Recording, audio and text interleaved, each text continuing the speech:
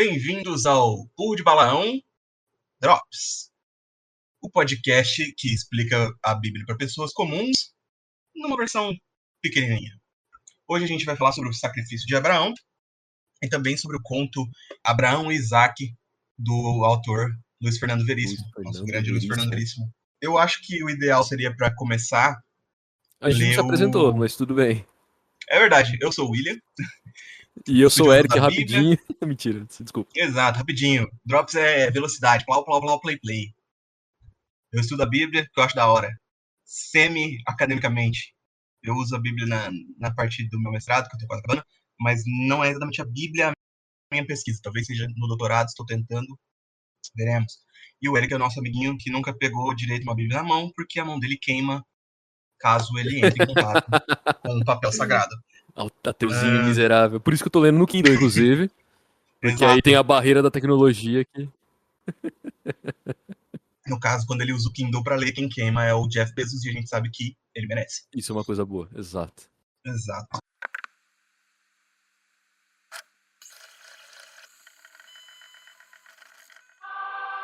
Balaão Drops 2 Abraão e Isaac, de Luiz Fernando Veríssimo. E o prêmio de primeiro pai do ano vai para...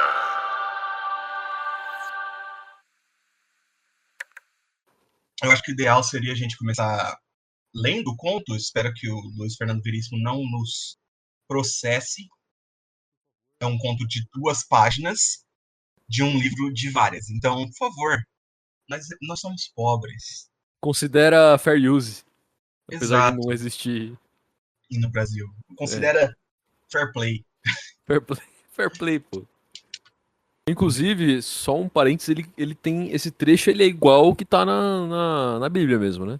Então Deixa eu ver o comecinho.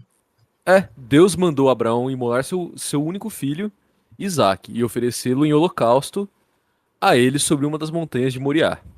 E tomou Abraão a lenha do holocausto e um cutelo e levou seu filho ao lugar que Deus lhe dissera.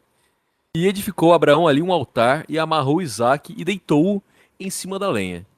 E estendeu Abraão sua mão com o cutelo para imolar seu único filho. Mas um anjo do Senhor lhe bradou desde os céus: Abraão, Abraão, não estenda tua mão sobre Isaac, não lhe faça mal. Agora sei que temes a Deus, pois não lhe negaste teu único filho em holocausto. E Abraão levantou os olhos e viu um cordeiro que Deus provera para oferecer em holocausto em lugar do seu filho. E assim fez. E o anjo do Senhor bradou que a semente de Abraão se multiplicaria como as estrelas do céu, e subiria à porta de seus inimigos, e abençoaria todas as nações da terra, porque Abraão obedecera à voz de Deus. E essa parte é bem parecida, se não for igual, é muito parecida com o que tá ali no... Não é igual, mas é bem... Usa então, bastante das palavras. Se teve esse fair play aí, nós também pode fazer fair play. Vai, desculpa, nada a ver, vambora. Muitos anos depois, eu ainda sonho com aquele dia e acordo tremendo. Você era um menino. Vejo o cutelo na sua mão, vejo o rosto contorcido pela dor, vejo seus olhos cheios d'água. Você era um menino. Lembro de tudo, lembro dos trovões. Era a voz do anjo me falando dos céus. Não ouvi a voz do anjo, ouvi trovões. Só você ouviu a voz do anjo. Meu filho, eu sei, faz muito tempo. É melhor esquecer, mas não consigo esquecer. Sonho com aquele dia todas as noites e acordo tremendo. Você era um menino. Me lembro das nuvens escuras, de uma revoada de pássaros negros, pássaros atônitos chocando-se no ar, o céu parecendo recuar com o horror da cena, um pai imolando um filho, um sacrifício, um ritual necessário de sangue, a cerimônia inaugural da nossa tribo com os favores do céu. Um horror, uma história muito maior do que a nossa, muito maior do que a de um filho imolado. Hoje sou o pai de nações, o patriarca do mundo, porque obedeci ao Senhor e minha semente foi abençoada. Você ficou com o poder e eu fiquei com os pesadelos. Nossa tribo foi abençoada. Da minha semente nasceu nossa glória. Você ficou com a glória, eu fiquei com as marcas das cordas. Você viu meu rosto contorcido de dor, filho. Viu meus olhos cheios d'água. Viu que eu estava sofrendo por ter que matá-lo. O fio do cutelo encostou na minha garganta. Mas eu não matei, porque Deus não deixou, porque Deus mudou de ideia. Meu filho, Eu sei, faz muito tempo. É melhor esquecer. Vou conseguir sobreviver às minhas memórias e aos meus pesadelos. Como você sobreviveu ao que sabe? O que eu sei? Que deve tudo que tem, seu poder e sua glória, a um Deus volúvel, um Deus incerto do que faz, a um Deus que volta atrás, a um Deus inconfiável. Ele estava me testando. Então é pior, é um Deus frívolo e cruel. Você era apenas um menino. Me lembro das nuvens escuras e dos pássaros atônitos, e do céu recuando diante daquela abominação, um pai matando um filho. Eu me lembro dos trovões. Era um anjo do Senhor falando comigo. Eram trovões. Obedeci à voz dos céus, porque temo a Deus. Mais razão para temê-lo tenho eu, meu pai, que senti o fio do cutelo na garganta. Na origem de todos os povos há uma cerimônia de sangue. Então, na origem de todos os povos tem uma abominação. Essa conversa se repete, filho. Por quanto tempo ainda teremos? Por todos os tempos, pai. É isso aí. Acabou o Drops. Ei, não, sacanagem.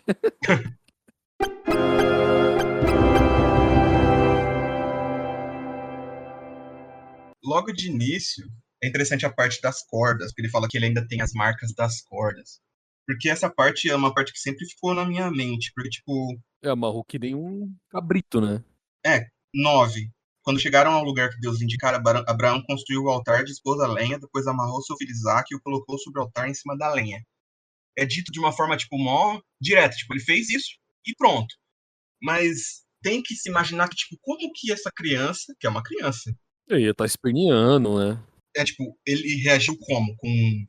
Ele aceitou de boa? Ou ele se debateu? Ou ele lutou? Ele teve que. Não, a criança não ia estar sossegado nem a pau. Abraão teve que forçar ele, amarrar ele com força? Tipo, é uma cena bizarra. Sim. É interessante porque, de um ponto de vista antropológico, a história de Abraão e Isaac, o que ela explica pra gente? Primeiro de tudo, que Abraão nem titubeia, É, nem pô, hesita. já Deus foi. fala, mata seu filho. Ele fala, onde que eu levo a criança? O senhor dá um Uber?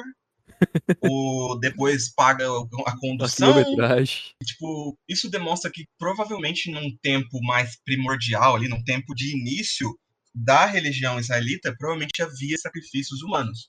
E isso é corroborado com outras partes da Bíblia. Por exemplo, se a gente for em Êxodo, capítulo 13, e ver lá do início, a gente vai ter leis que são ditas para Moisés.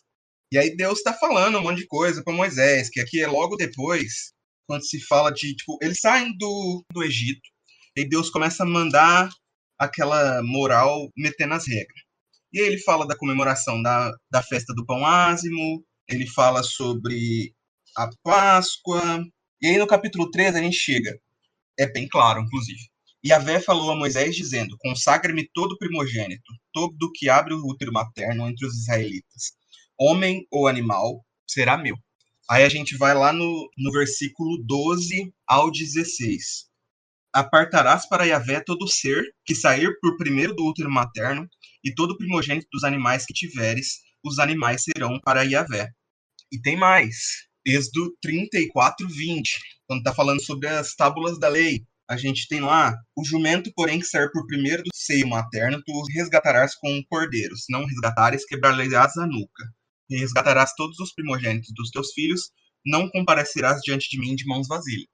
Essa parte a gente pode explicar mais para frente, mas a gente pode ir também agora para Números 3:13. Assim todo primogênito me pertence. No dia em que feri de morte todos os primogênitos na terra do Egito, consagrei a mim todos os primogênitos em Israel, tanto os dos homens como os dos animais. Eles me pertencem. Eu sou Yahvé. E assim vai. Êxodo 22, 29, Êxodo 34, 19, Números 3:13, Números 3, 46, 50, Números 8, 16, 18, Números 18, 15, Números 18, 17. Então praticamente nasceu um moleque, ele é foice. Todo primeiro você tinha que fazer andar pelo fogo, era o jeito que era escrito. Só que ao mesmo tempo, quando você chega em Levítico, você tem escritas como essas. Não dê nenhum dos seus filhos para ser sacrificados para Moleque, pois você não pode profanar o nome de seu Deus, eu sou o Senhor. Levíticos 18, 21. Diga para os israelitas, qualquer israelita ou qualquer estrangeiro que reside em Jerusalém que sacrificar qualquer uma dos seus filhos para Moleque deve ser morto. Os membros da comunidade devem apedrejá-lo. Ou Levíticos 20, versículo 4. Suponha que algum dos membros da sua comunidade escolham fingir que não viram quando alguém sacrificar um de seus filhos para Moleque. Deus irá tomar aqueles que fingiram que não viram e virar-se contra suas famílias. Deus os jogará para fora e exilará-os para fora da comunidade dos israelitas. Isso aqui eu estou traduzindo na cabeça, não estou vendo a tradução aqui, mas estou traduzindo em inglês, só para falar. Então, o que a gente tem aqui? Provavelmente, inicialmente, a gente tinha esse sacrifício do primeiro filho para Yahvé, ou para El, antes disso até. E não só o primeiro filho, como o primeiro de todos, os animais e tal. Só que quando a gente chega aqui em algumas outras partes, a gente vai falar aqui de redimir o burro, por exemplo, redimir o primeiro filho. O que significa isso? A partir de um certo momento, começou-se uma espécie de ritual em que você realmente devia o seu primogênito para Deus, mas você podia redimir ele da seguinte maneira, tipo, que nem se redime, por exemplo, você junta os selinhos do Savenhago e aí você redime uma faca ou uma frigideira. É basicamente isso. Se você tinha um primeiro filho, você pagava meio que uma taxa para o templo ao invés de sacrificar ele. Se você tinha um animal que era muito valioso, tipo um burrinho, que nem fala aqui no Êxodo 34:20, você podia, ao invés disso, sacrificar um cordeiro, que era mais barato, ao invés de matar o burro. Então, provavelmente, a história de Abraão e Isaac é meio que uma história dizendo, tipo assim, até esse momento, realmente, acontecia sacrifício humano. A partir desse momento, Deus não quer mais esse sacrifício humano, entendeu? E naquela época, isso era tipo um puta bagulho, tipo, era uma puta vantagem. É que nem benefícios no LinkedIn, tá ligado? Você tem day off no aniversário, seguro-saúde e você não tem que sacrificar seu primeiro filho. Maravilhoso, mano.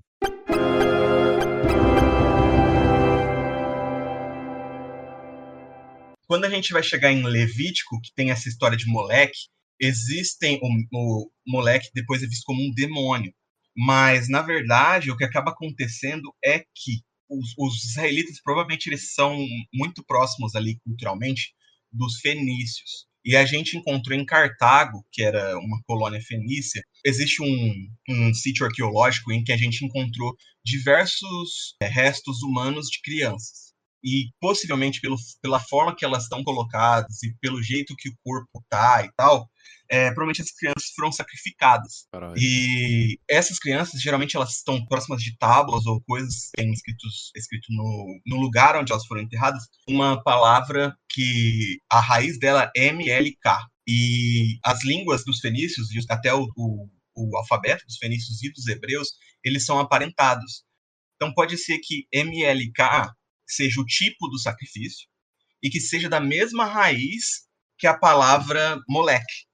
Então, quando você tem, depois, críticas de pessoas que estão fazendo sacrifícios para moleque, na verdade, moleque é Yahvé. Moleque é o tipo de sacrifício. Então, não é que você está fazendo sacrifícios para moleque, mas é que você está fazendo sacrifícios moleque para Yahvé. Você não deve mais fazer isso, entendeu? Tem um artigo que chama O Culto de Moleque, The Cult of Molech, que é de um autor chamado N.H. Snaith, que fala sobre isso, sobre essa possibilidade. Tem também um outro artigo que chama What Laws Were Not Good? A Canonical Approach to the Theological Problem of Ezekiel 20, 25, 26. Que é quais leis eram não boas? Uma aproximação canônica ao problema teológico de Ezequiel 20, 25 ao 26. Que fala também sobre essa parte do moleque. Então vou deixar links depois lá embaixo para quem quiser dar uma olhada nisso. Mas eu não estou tirando do meu nariz. Isso é realmente um ponto de vista que existe entre os pesquisadores, de que moleque seria um tipo de sacrifício e que seria um sacrifício humano de primogênitos de Israel e que eventualmente teria sido renegociado nessa forma de que tipo, você deve o seu primogênito a Deus, mas que você pode sacrificar outra coisa no lugar, uma taxa ou um animal, alguma coisa assim.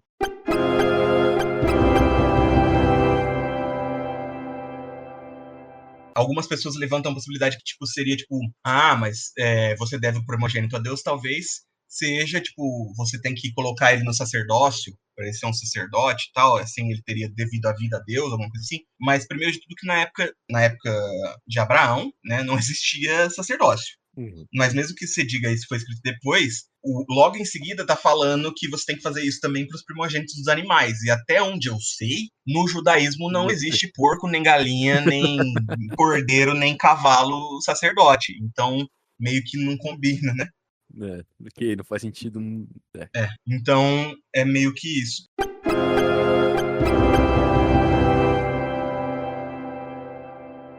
Eu acho essa passagem muito interessante. Os cristãos geralmente veem nessa passagem meio que como um teste divino, mas não um teste de Abraão, né? Um teste, tipo, Deus vendo um pai sacrificando ou chegando perto de sacrificar um filho, para ele ver como seria quando ele tivesse que sacrificar o filho dele, que é Jesus, e assim por diante. Mas é lógico que quando isso foi escrito, essa ideia Não não tinha existia no judaísmo e tal. Mas é interessante pensar dessa forma, né? Fica Sim, sim. legal. E é realmente uma história muito interessante e bizarra, mas enfim, mostra que realmente Abraão colocava Deus acima de tudo. Parabéns pra Abraão. Não ganhou nada com isso. Quer dizer, ganhou bastante coisa com isso, na verdade. Ganhou bastante coisa. Mas. É interessante, inclusive, que aqui no conto, ele fala sobre a semente dele. Ele fala aqui, né?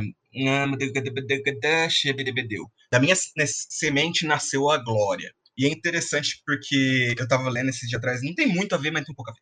Eu tava lendo um artigo de um cara que chama David A. Burnett, que é um pesquisador do Novo Testamento, na verdade. Ele pesquisa Paulo. Só que ele tava falando sobre essa parte da semente. A promessa que Deus faz para Abraão é a seguinte: Gênesis 15, 5. Ele o conduziu para fora e disse: ergue os olhos para o céu e conta as estrelas, se as podes contar. E acrescentou: assim será a sua posteridade. Em muitas traduções, as pessoas adicionam aqui numerosa dessa forma será a sua posteridade, alguma coisa assim. Mas no original não tem esse numerosa. A gente pensa, porque ele falou, conta as estrelas. Vai ser tantos filhos, tanta descendência quanto as estrelas. Mas em nenhum momento está dizendo isso. O David Burnett, ele argumenta que essa semente, que é como as estrelas do céu, não seria em número somente, mas ao mesmo tempo seria também em forma. Porque nesse momento as estrelas são vistas como se fossem divindades. Então, talvez o que seria pressuposto, sim, aqui, uma das formas em que isso poderia ser lido seria que a descendência de Abraão não só seria numerosa como as estrelas, mas seria deificada como as estrelas. E uma das pessoas que parece acreditar nisso, inclusive, é Paulo. Quando a gente vai ler a carta de Paulo, acho que é Gálatas, não vou lembrar qual que é, deixa eu ver se eu consigo achar aqui. Aqui. O artigo chama So Shall Your Seed Be, Paul's Use of Genesis 15:5 in Romans 4:18 in light of early Jewish deification traditions. Ou seja, dessa forma será sua semente, o uso que Paulo faz de Gênesis 15:5 em Romanos 4:18, sob a ótica das tradições de deificação primevas judaicas. E aí ele fala que nessa carta aos Romanos de Paulo, no capítulo 4, versículo 18, o Paulo diz: Abraão, contra toda esperança, em esperança creu, tornando-se assim pai de muitas nações, como foi dito a seu respeito, assim será a tua descendência. Na verdade, ele fala que, porque as pessoas estavam questionando, porque ele falava, Paulo, ele não via a ressurreição como sendo somente de Jesus. Ele via a ressurreição como um evento em que todas as pessoas que criam em Jesus teriam uma ressurreição corporal, e o corpo dele seria um novo tipo de corpo. Existia uma discussão nesse período, no mundo greco-romano, do qual os judeus faziam parte nesse momento, de que se a alma era etérea ou se ela tinha um tipo diferente de matéria. Se ela era etérea ou se ela era material. Mas, ao mesmo tempo, existiam outras coisas no meio. E a ideia que Paulo aceita, é que não é nenhum dos dois. Seria uma forma corpórea física, mas ela seria física de uma nova matéria, seria uma nova carne, e essa carne seria como as estrelas. E esses poderes do mundo, que seriam os astros, seriam destronados, e os filhos de Cristo, os irmãos de Cristo, seriam, então, com esses novos corpos, seriam quem julgaria esse novo mundo. A carta de Romanos, na verdade, ela é vista basicamente como, quando você quer saber a teologia de Paulo, o que ele acredita, é a carta que você vai mais, assim. Então as pessoas têm um corpo de estrela no paraíso. Mas, Então, não sei se seria nem o paraíso, seria tipo o próprio mundo normal. Só que ele seria remodelado, digamos. A única coisa que é legal pontuar é que ele acha que através da fé as pessoas podem se tornar descendentes de Abraão. Então elas fazem parte dessa promessa. Ele fala aqui em Romanos 4:16, por conseguinte, a herança vem pela fé, para que seja gratuita e para que a promessa fique garantida a toda a descendência, não só a descendência segundo a lei, mas também a descendência segundo a fé de Abraão, que é o pai de todos. E ele fala no 13, a promessa de Abraão, a sua descendência de ser o herdeiro do mundo. Mas, enfim, quando a gente chegar em Romanos, daqui a uns 5 anos, aí eu já vou estar sabendo mais. Mas, enfim.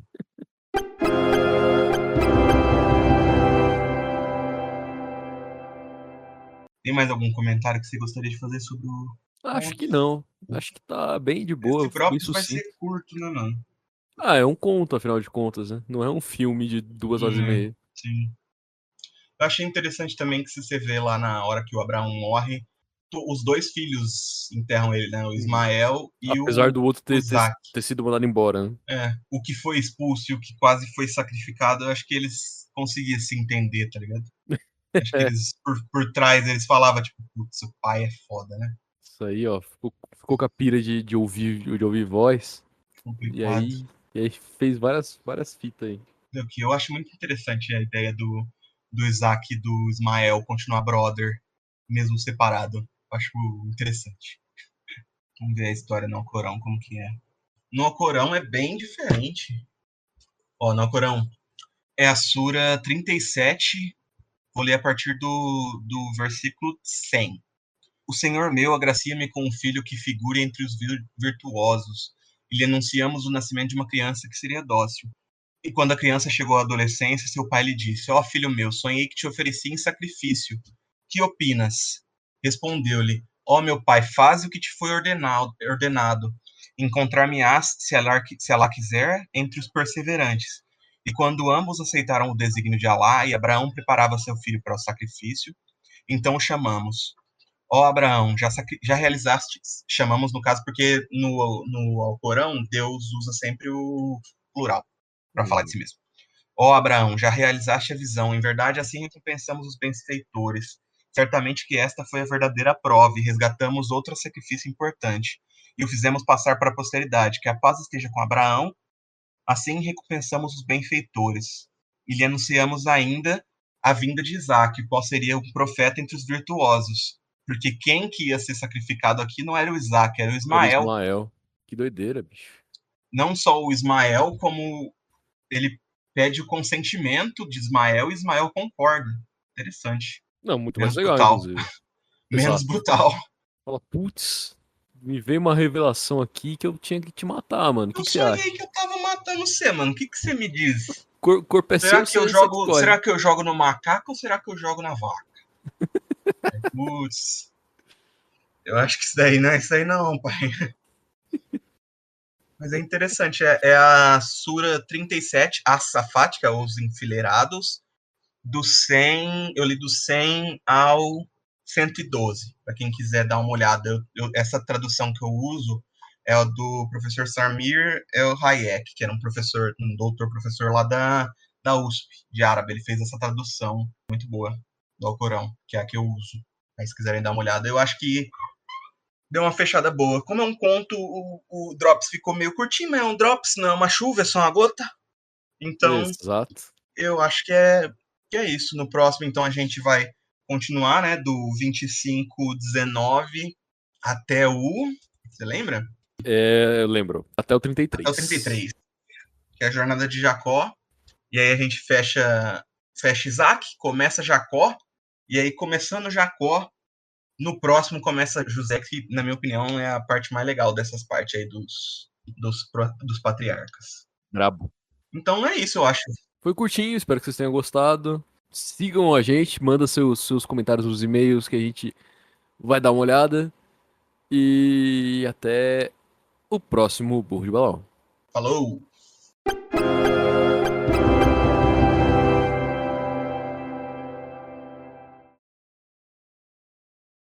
E o amor do meu pai não era nada frente à vontade de Deus. De Amatullah Bourdon. Quando eles voltaram para casa, ele viu, nos olhares de soslaio dos olhos de seu pai, que tudo havia mudado sob a faca fria que beijou sua pele na montanha. Ele sabia que eles nunca mais poderiam ser os mesmos. Você era meu pai, ele queria dizer. Então por que não pôde ser meu pai?